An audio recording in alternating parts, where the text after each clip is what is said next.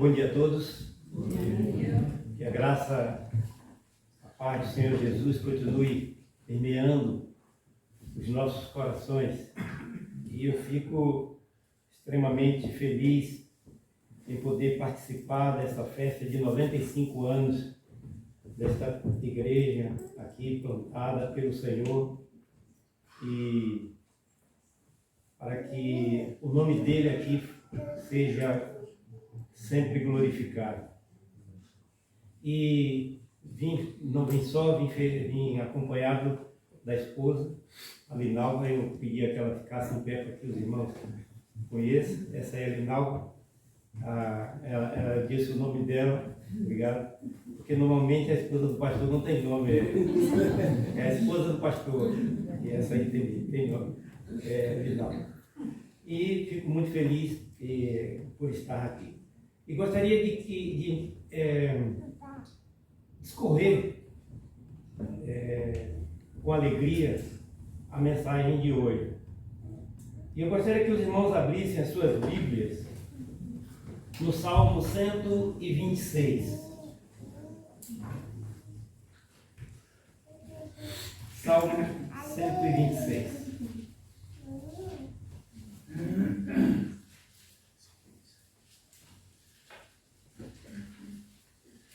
Sentado mesmo, como estamos, mais reverente, vamos ver. Diz assim: quando o Senhor trouxe do cativeiro os que voltaram a Sião, estávamos como os que sonham. Então a nossa boca se encheu de riso, a nossa língua de cânticos. Então se diziam entre as nações: grandes coisas fez o Senhor por estes, grandes coisas fez o Senhor por nós, e por isso estamos alegres. Faz-nos regressar outra vez do cativeiro, Senhor, como as correntes do sul. Os que semeiam em lágrimas cegarão com alegria.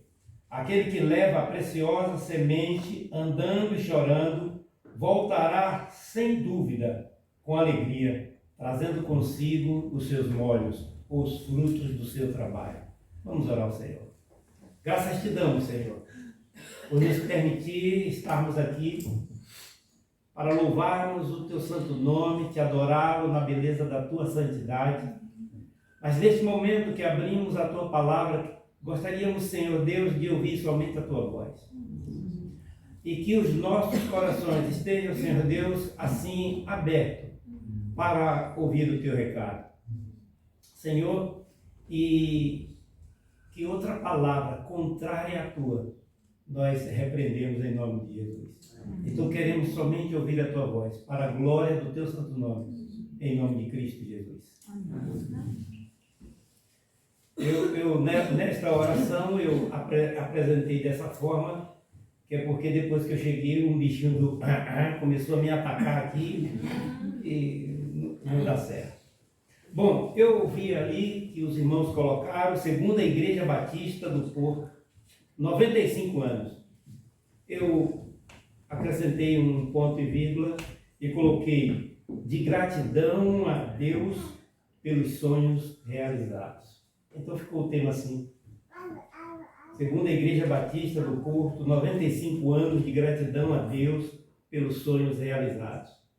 E quando eu estava meditando nesse salmo, buscando ali no Senhor, eu procurei, eu disse: o que aconteceu nesses 95 anos? E eu lembrei da minha infância, da minha jornada. Para eu responder esta pergunta, eu precisava voltar à minha infância, o que aconteceu com a igreja que eu frequentava, onde eu fui apresentado, onde eu nasci, ali fui apresentado, obrigado, fui apresentado. E coitado do meu pastor, porque eu fui apresentado com 6 meses de idade, de vida ali, eu já tinha 13 quilos. Então eu acho que quando ele pegou ali nos braços, ele sofreu um pouco, eu pequeno e pesado. Mas eu me lembrei de outra coisa e eu vou dizer para os irmãos: na manjedoura envolvida por uma aureola de luz, Para a esperança do mundo, nasceu sorrindo Jesus, e uma estrela majestosa surgiu no céu a indicar que o Messias prometido acabara de chegar. Representantes das raças, da riqueza e do poder traziam lindos presentes, vieram lhe oferecer. E os rudes homens do campo despertaram sob o esplendor, festejavam com alegria o Natal do Salvador. Eu me lembrei disso preparando a mensagem. Mas por que eu me lembrei? Porque eu tinha 4 anos de idade quando eu decorei esta poesia. E minha mãe incentivava isso. Eu de short, calça curtinha e de manga comprida, imagine, com uma gravata borboleta na frente, e olhava para ela, e quando ela dava o comando, eu dizia a poesia, e eu ainda tinha que dizer o nome do autor, de Mário Barreto França. Eu cresci assim, e por isso a minha resposta foi: o que aconteceu aos 95 anos com essa igreja? O que aconteceu? Certamente, ao longo desses anos, foram aqui apreciados muitos sermões. Certamente, aos 95 anos de vivência, foi edificado vidas aqui. Esses 95 anos tiveram quantos estudos bíblicos não tiveram nesses 95 anos? Para fortalecer a vida e a fé dos membros, daqueles que vieram, de que participaram desta comunidade. Houve aqui aconselhamentos, festas, como está tendo hoje, culto de louvor e gratidão a Deus. Enfim, muitas alegrias e talvez alguns momentos menos bons, que, no entanto, fazem parte do nosso cotidiano como ser humano. Mas acredito que muitos sonhos ainda têm por realizar. Para que nós compreendamos quais foram os sonhos realizados por Deus para esta comunidade que escreveu aqui o Salmo 126, é preciso que a gente compreenda o que está escrito no Salmo 137, que diz assim: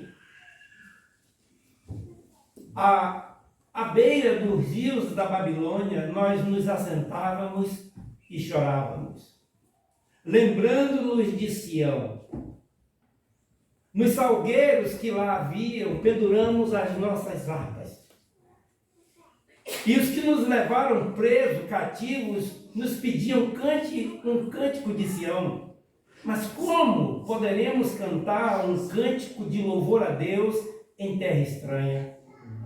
Este salmo que nós acabamos de ver aqui é a história de um grupo de pessoas, especificamente da tribo de Judá, a relembrar dos momentos de grande alegria vivido em Sião.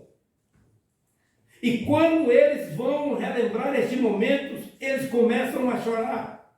Mas eles esperavam em Deus uma ação poderosa de Deus. Eles esperavam que Deus novamente falasse com eles. Eles esperavam em Deus, mas naquele momento eles estão a passar por um período de tristeza. E aí é por isso que eles choravam.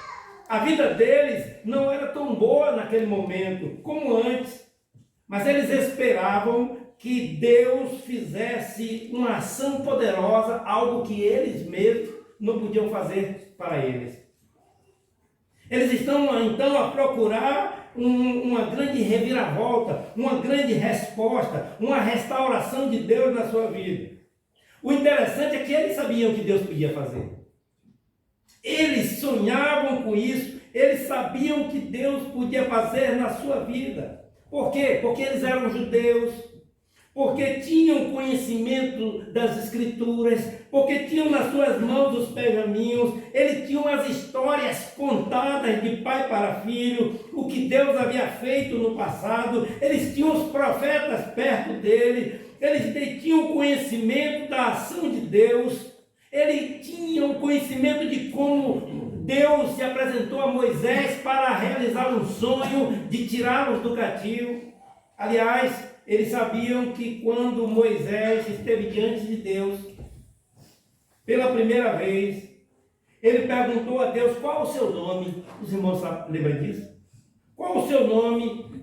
Então Deus responde segundo a tradição, uma tradução simplificada para o nosso português.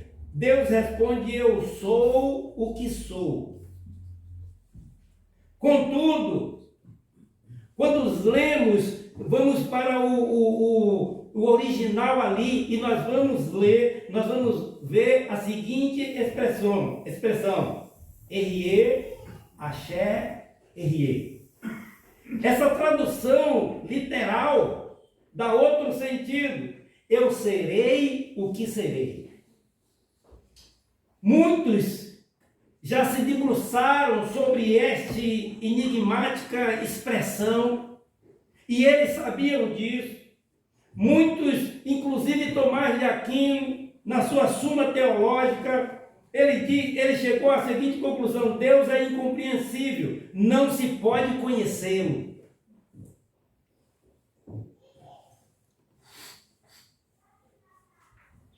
E nem conceituá-lo. Mas um rabino chegou a uma determinada conclusão quando ele diz: o que Moisés ouviu de Deus, Deus queria dizer quando disse: eu serei o que serei. Eu sou o que você precisar, na hora que você precisar. Foi essa a tradução. Eu sou o que você precisar, na hora que você precisar. Você não pode conhecer a minha essência, mas nós teremos um relacionamento. Você vai contar histórias sobre os nossos encontros. Porém, nenhum desses encontros serão precisos. Porque eu não sou um conceito, eu sou uma realidade viva e complexa, que pode ser experimentada, mas não definida, não limitada pela linguagem. Eu sou o que eu serei. Erie, Axé, Erie. Eles conheciam essa expressão. Eles conheciam o que Deus poderia fazer na sua vida. Mas naquela circunstância, naquele momento, eles estavam a chorar. Lembrando de Sião, o choro era por dois motivos. O primeiro motivo estava longe da sua casa, longe da cidade de Deus, afastado de Sião, afastado da casa de Deus, da cidade de Deus, dos costumes, da família, das bênçãos de ir cantando e dançando até o templo, a oferecer sacrifícios e oferta. Já não lhe eram permitido fazer naquele tempo. As harpas que inspiravam cânticos demonstravam agora tristezas. As harpas que eles tocavam de alegria estavam agora mudas, não havia mais cântico de alegria, não havia mais cântico de vitória. Estas harpas estavam mudas, somente penduradas ali no salgueiro, porque eles demonstravam que estavam tristes. Triste não canta, triste não lê a Bíblia, triste não dá louvores a Deus. Triste, eu quero me isolar num canto. Triste, eu não quero falar com ninguém. Tristes, a Bíblia diz que eles sentavam à beira do rio da Babilônia e choravam. Lene, quando estava perto de morrer, Lene disse o seguinte: a velha lira despedaçou-se numa rocha chamada Cristo. Helena estava afundado no cativo, no desespero, por ter permitido que muitas pessoas derramassem o seu sangue. Ele estava num cativeiro. E depois, quando ele estava perto de morrer, ele disse: Senhor, perdoe as minhas canções. Ele ainda tinha a esperança que Deus poderia salvá-lo. E segundo, eles estavam tristes, desmotivados, não sonhavam mais. As suas forças para realizar sonhos já não tinham mais condições, porque eles estavam tristes. Triste, não há motivo para louvar ao Senhor. Então eu penduro as minhas harpas no salgueiro. Triste, penduro o meu instrumento de cântico do salgueiro, no salgueiro. Tristes, parece que um abismo vem sobre outro abismo e nos tentam sufocar, dando-nos mais tristeza ainda.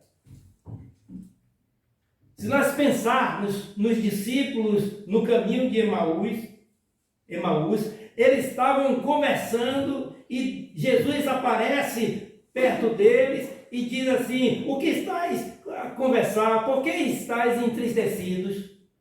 Ora, eles estavam tristes e não reconheceram o próprio Mestre. Tristes. Às vezes não conhecemos o próprio Jesus. Porque estamos tristes, estamos entristecidos. Eles não conheceram o próprio Mestre pela tristeza, não conseguiam enxergar. Só conheceram o Mestre em um gesto único feito por Jesus. Quando Jesus pega o pão, parte, dá graças, ele lembra igualzinho o que aconteceu na ceia. Então, quando eles olham o que aconteceu na ceia, aquela capa de tristeza cai dos seus olhos e eles começam a perceber que quem era aquele era o Senhor. Aí ele diz: é por isso que os nossos corações ardiam quando ele discorria acerca das Escrituras. Ele descobre agora que era o Mestre. Ele andava com Jesus. Ele andou com Jesus. Mas naquele momento eles não enxergaram pela dor da perda, pela tristeza. Na época, Charlie Chaplin, na época do cinema mudo, Charlie Chaplin fez um concurso para imitar o seu personagem, Charlie Chaplin. Mas pense nos irmãos que não é como agora. Um ator, ele aparece na tela de cinema, todo o mundo já conhece por causa da internet, por conta de tempo real. Nós estamos a falar aqui que não tinha nem internet, não tinha o cinema mudo. Então, quando aparecia uma notícia a uma pessoa, determinado personagem, passou ali 3, 4 meses até chegar aquela notícia. Então não era conhecido, o Charlie Chaplin não era, chegava no shopping e os paparazzi estavam lá, não era isso. Então, demorava de conhecer. Aí Charlie Chaplin fez um concurso para saber quem imitava melhor ele. E para ele fazer uma gracinha, um gracejo com o público, ele se inscreveu também, para poder imitar ele. E quando terminou o concurso, foi escolhido outro candidato. Nem ele venceu ele mesmo. Aquelas pessoas que andaram com Charlie Chaplin não reconheceram Charlie Chaplin e ainda outra pessoa escolheu outro Charlie Chaplin que não foi o verdadeiro. Não reconheceram o Charlie Chaplin e andaram com o Charlie Chaplin. Esse discípulo não reconheceu Jesus e andou com Jesus. Não conheceram o Mestre. E nos dias atuais, que andamos com o Mestre e Jesus diz: estarei convosco todos os dias. Então ele está conosco. Mas às vezes não reconhecemos. Às vezes ignoramos o que Deus pode fazer nas nossas vidas. Talvez estejamos ocupados demais com as nossas guerras. Talvez estejamos resolvendo nossos próprios conflitos. Estamos ocupados, estamos entristecidos. Talvez dialogando com nossos próprios problemas, a fim de buscar acordos. E com isso estamos a chorar. Mas quando Esdras falou a este povo que voltaram do cativeiro, e ele começou a falar sobre a palavra, começou a ensinar, e os levitas passavam pelo meio do povo, traduzindo o que eles falavam, aquele povo começou a entender e começou a chorar. Esdras disse: não chores, alegrai-vos, porque a alegria do Senhor é a vossa força. O que Deus propõe para eles é que os problemas existiram, mas é preciso então voltar para frente para o problema e prosseguir na busca desse sonho a ser realizado. Para que esses sonhos fossem realizados, muitos tiveram que superar dificuldades. E clamaram ao Senhor, buscaram o Senhor. Eu lembro do próprio Josué, antes de entrar na terra prometida. As portas da cidade, diz a Bíblia, que ela estava fechada, ninguém saía e ninguém entrava. As muralhas muito altas e largas. O povo a cobrar a Josué, a liderança, a solução para esse problema. Aqui vai uma conjectura minha, talvez até a esposa dele, necessitada e cobrando os filhos. Papai, vamos na praça. É só um pensamento meu, né? Os líderes cobrando os filhos, os problemas pessoais de Josué. Ele vai para perto do muro, e quando ele chega perto do muro, ele olha, tem um homem ainda com uma espada na mão. Josué poderia dizer, depois do meio de tantos problemas, essa é a gota, acabou, não dá mais, eu desisto. Depois de tanta coisa, ainda aparece um homem com a espada na mão, eu me rendo, eu me entrego, eu não quero mais o ministério, acabou para mim. Ele poderia ter dito isso, mas não foi isso que ele fez, ele tirou a espada dele, tem mais um problema, vamos resolver. E diz a Bíblia que ele olhou de olho para olho. E não foi sorrateiramente para pegar o inimigo de esquina, não. Ele parou e disse, você é dos nossos ou dos nossos adversários? O que ele estava dizendo, se for dos nossos adversários, prepare para se defender. Mais um problema, mas Josué enfrentou. O que a Bíblia está dizendo é que problemas vêm, dificuldades vêm. E quando eu me lembrei daquela poesia que eu, com alegria, recitei aqui para os irmãos, eu não me lembro dos problemas, porque eu era muito pequeno, mas certamente tiveram.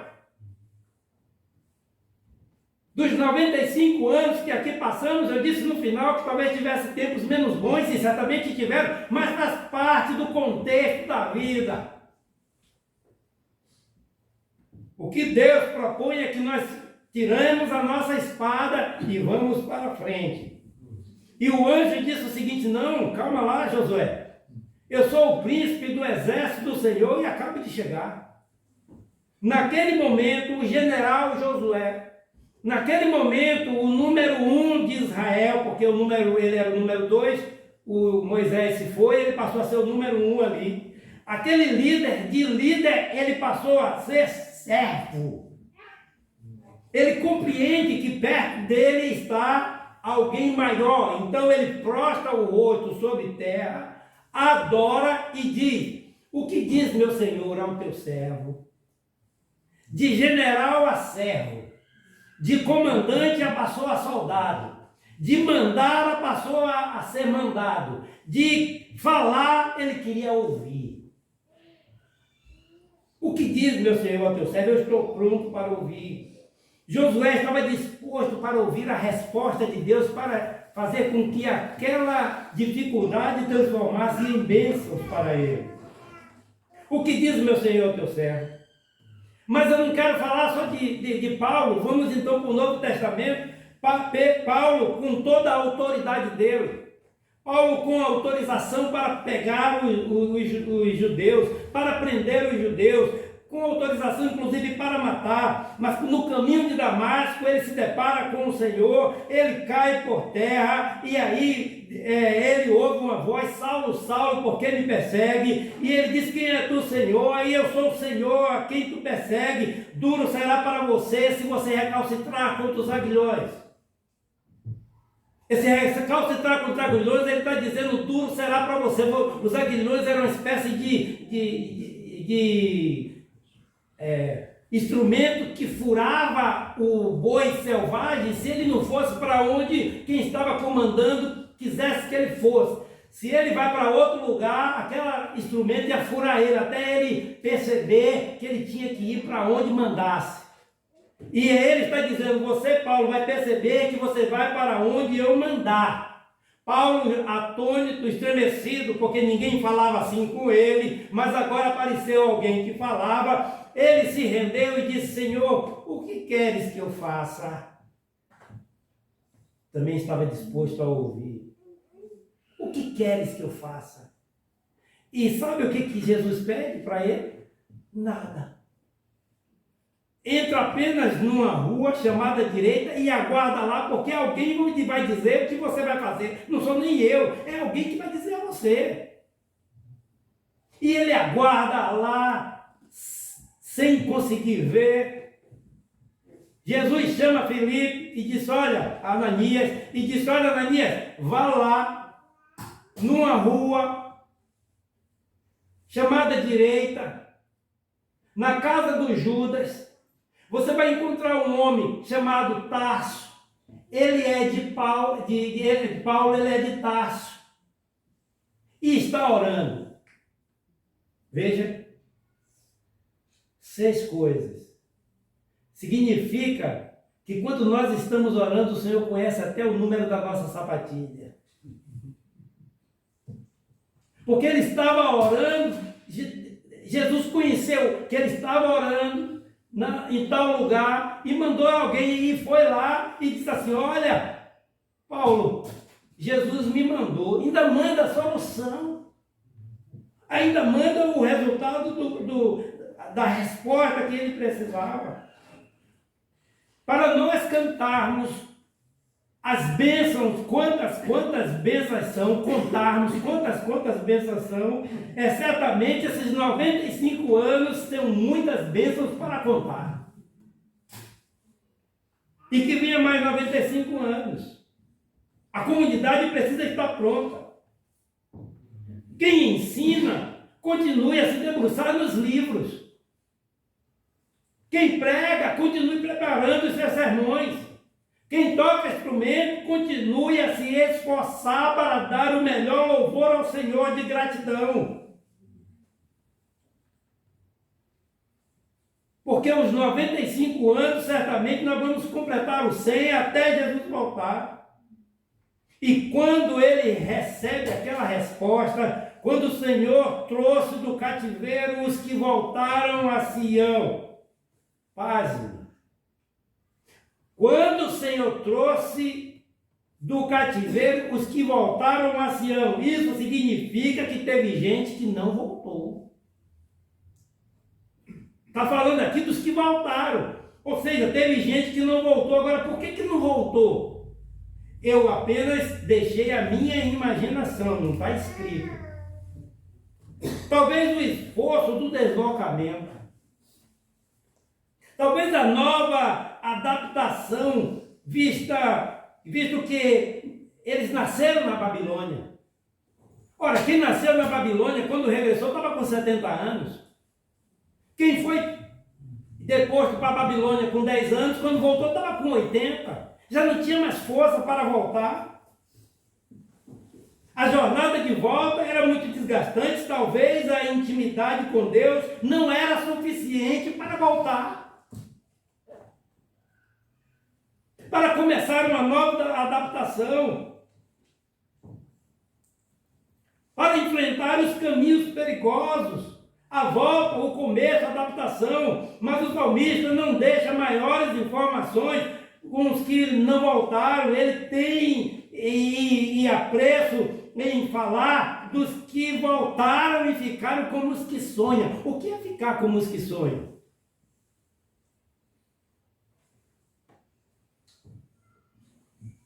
Uma vez eu fui comprar um terreno lá no Brasil, a sair do aluguel. Aí compramos um terreno, e aí eu levei Linalva para ver o terreno. Eu fiquei parado na frente do terreno, olhando. Ali, depois que nós tínhamos comprado, eu fiquei como os que sonham. Eu imaginei ali uma garagem grande para 2 carros. Certamente ele não imaginou uma casa com uma cozinha bem grande,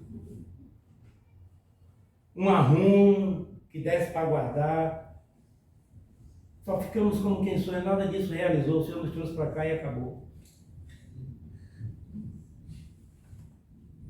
Mas ficar como quem sonha é ficar depois com os lábios abrem um sorriso. Aí ela olha para você e diz: que foi, menino? Que foi? Só você sabe.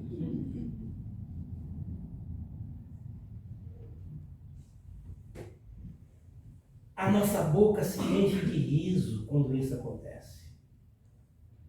A nossa língua de cânticos. E as pessoas que estão à nossa volta dizem: grandes coisas fez o Senhor por eles. Quando ele diz a nossa boca se encheu de cântico, ele está dizendo que a lamentação e o gemido foram substituídos pelos risos, pelos cânticos de alegria. A ponto de que os próprios pagãos dali da região se reconheceram que alguma coisa incomum havia acontecido. Os louvores a Deus foram entoados espontaneamente por parte dos judeus, pelo reconhecimento de que Deus havia posto neles a salvação.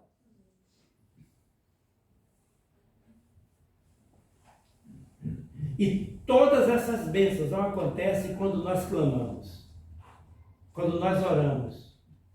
Vê Paulo, cego, estava em oração, Jesus manda alguém para orar por ele, dar a resposta que ele estava tanto precisando.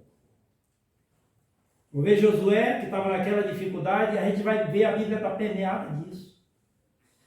De oração respondida. O salmista, no Salmo 40, diz assim: olha, esperei com paciência no Senhor e Ele se inclinou para mim e ouviu quando gritei por socorro.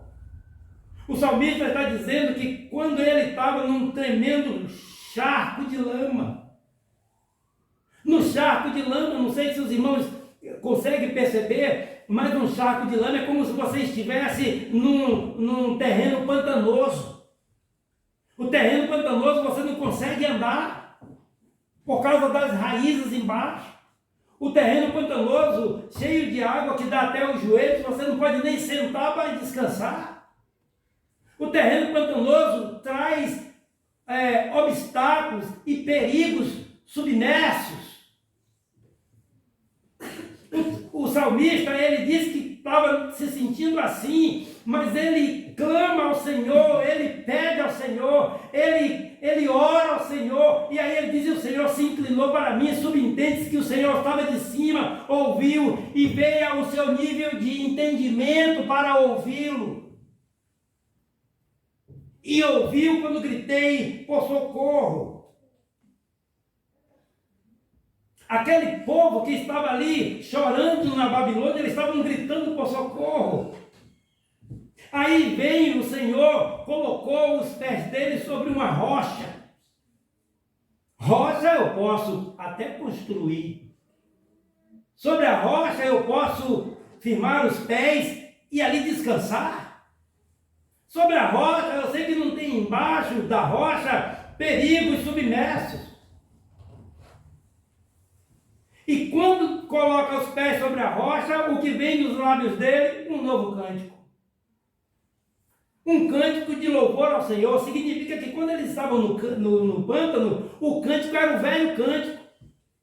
E nós conhecemos quais são esses velhos cânticos. É o velho cântico do murmúrio, da irritação, da inflexibilidade, da ingratidão, da reclamação, da fadiga, do desespero, de tantas outras coisas. É o velho cântico. Mas quando o Senhor firma os nossos passos, realiza os nossos sonhos, coloca nossos pés sobre uma rocha, coloca também nos nossos lábios um novo cântico de alegria, de gratidão. Obrigado, Senhor. Foi o que nós ouvimos aqui. Gratidão ao Senhor na oração da irmã, pelos 95 anos, nos cânticos, pelos 95 anos, pelo livramento, e aí a palavra RE, Axé, RE, eu serei o que você precisar, na hora que você precisar, vem a vida desses homens. E aí não tem como. As nações que estavam próximas, que poderia ser impossível, diz grandes coisas fez o Senhor por eles. Ao testemunho dos que estão de fora.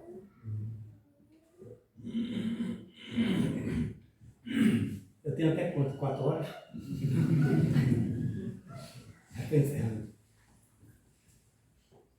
Aí nesse verso, no Salmo 26, sabe o que é que ele diz? Traz-nos outra vez, Senhor, do cativeiro, como as correntes das águas do sul. Eu fiquei intrigado com isso. O Senhor já havia trazido, eles já estavam na terra, eles já tinham sonhado, os lábios já estavam com um cântico novo na boca, o sorriso, a alegria, eles já tinham sonhado.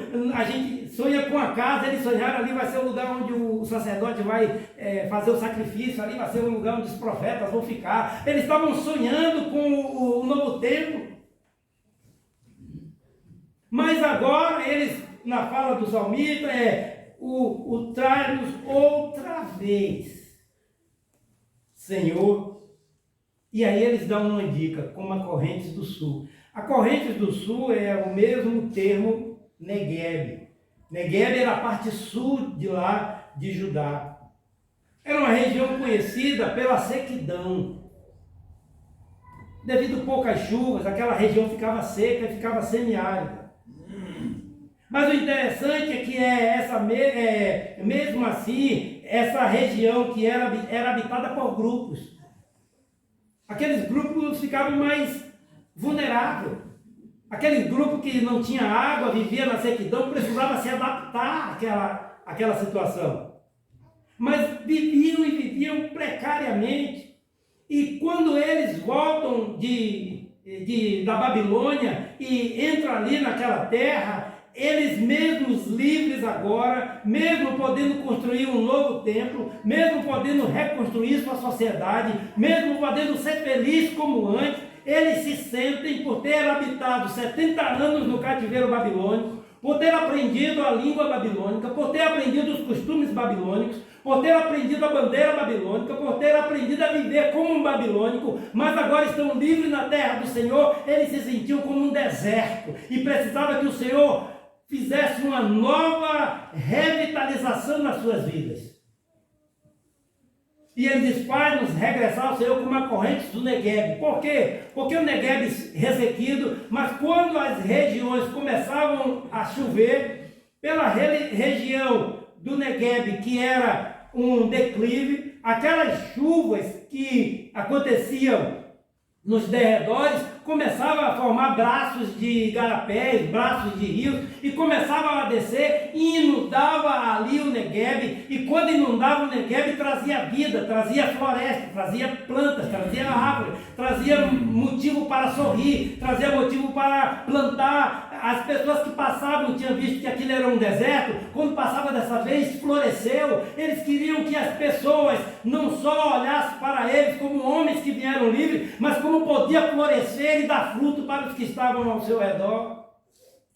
E aí eles fazem um segundo pedido: Senhor, faz-nos regressar outra vez como as correntes do sul. Queremos ser verdes para que quem olhe para nós não perceba que somos um deserto. Somos pessoas férteis que podemos produzir e trazer vida para eles também, como as correntes do sul.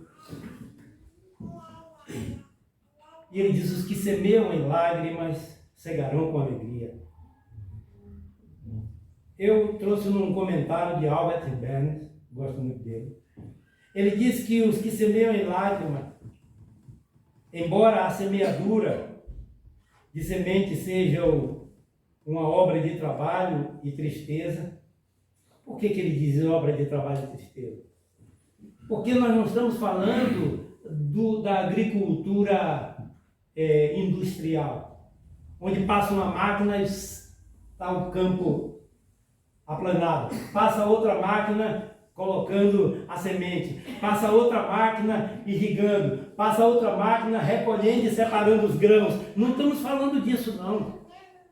Nós estamos falando daquele que semeia em lágrima, porque aqueles homens que semeavam com as mãos. Mas antes de semear com as mãos, eles trabalharam a terra duro, com enxada, com picareta, com aqueles instrumentos pesados e rústicos, e que muitas vezes eles passavam o dia todo debaixo do sol, fazendo nessa posição, e muitos depois que estavam idosos já andavam nessa posição, só era dar enxada para ele que ele continuava. De tanto trabalhar nessa posição, eles ficavam naquela posição, era conhecido o homem do campo assim, porque era duro o trabalho que eles faziam, isso é semear em lágrima. Ainda tinha outra coisa, eles não tinham um sistema de irrigar, eles precisavam contar com a chuva, e se eles não trabalhassem rápido, a chuva vinha e pegava eles ainda na metade do caminho. Eles tinham que trabalhar rápido, aliás, jogar a semente rápido, para que quando a chuva viesse, eles já estavam tudo preparado, só para esperar a chuva. Tinha que ser rápido. Não dá para dizer amanhã eu faço, não depois da manhã eu faço, não dá tempo, não era nada disso. Eles precisavam fazer isso tudo, o Berner coloca como uma obra feita em lágrimas. Mas os que semeiam em lágrimas, os que estavam lá à beira da Babilônia, do rio da Babilônia, clamando ao Senhor, chorando ao Senhor, eles cegaram com alegria e cegaram com alegria. Eles voltaram e viram que Israel se transformou.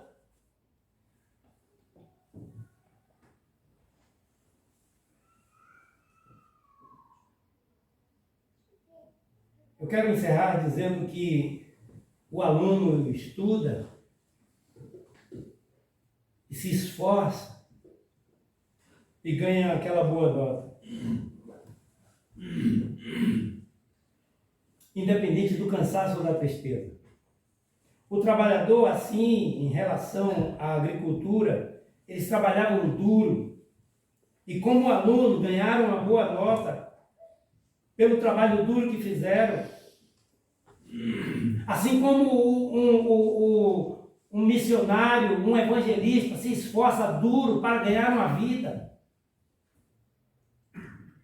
Assim que muitas vezes os pastores que estão em lugares remotos que nós nem conhecemos, mas estão ali trabalhando duro para levar o evangelho, certamente o aluno, o agricultor e os servos de Deus voltarão com alegria, com o fruto do seu trabalho na mão.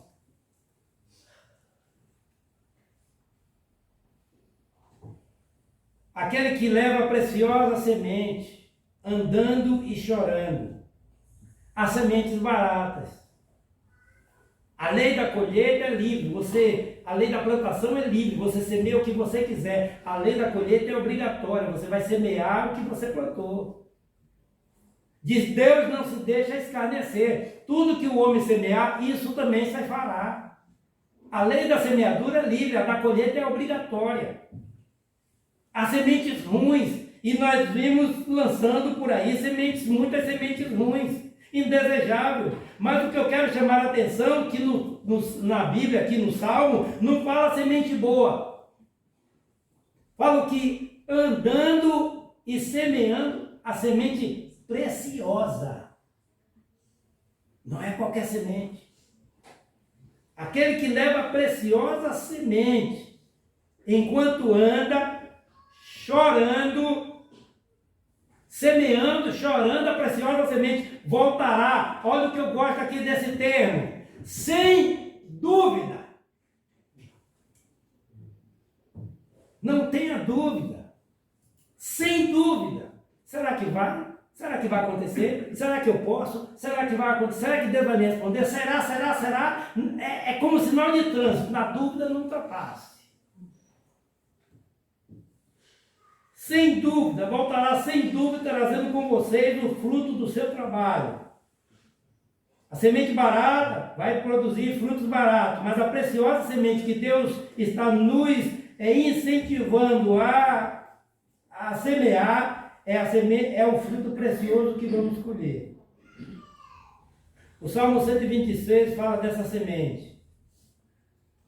Assim como o semeador que tem vida de oração, sabe que existe um tempo de espera, sabe que existe um tempo de maturação, sabe que existe um tempo de que vai germinar aquilo ali, mas é aqueles que esperam com paciência. Às vezes eu, pequeno, via minha mãe plantar. Quando ela plantava, eu olhava o local, ela gostava de marcar com uma vara o local onde plantou. Aí passava um dia, dois, eu ia lá olhar para ver se tinha nascido. Aí não nasceu. Depois passava, eu ia olhar, não nasceu. Ficava com a vontade de abrir. E olha que muitas vezes eu fiz. E joguei a culpa na galinha. Mas é preciso um tempo para maturar.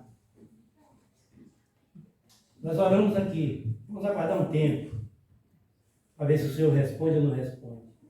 E a resposta dele, nós falamos ontem, é boa, perfeita e agradável. É sim, não, ou continue esperando. E o não, às vezes, é muito bom também. Eu quero encerrar dizendo que 95 anos de gratidão a Deus. Continue na espera de mais 95 anos, até que Deus possa resgatar de uma só vez o seu povo e levar para perto dele. Deus continue abençoando e dando direção e bênçãos sobre bênçãos, e continue permeando no coração desta comunidade, e que possa cada vez mais crescer na graça e no conhecimento que há em Cristo Jesus. Deus abençoe e eu quero agradecer a oportunidade.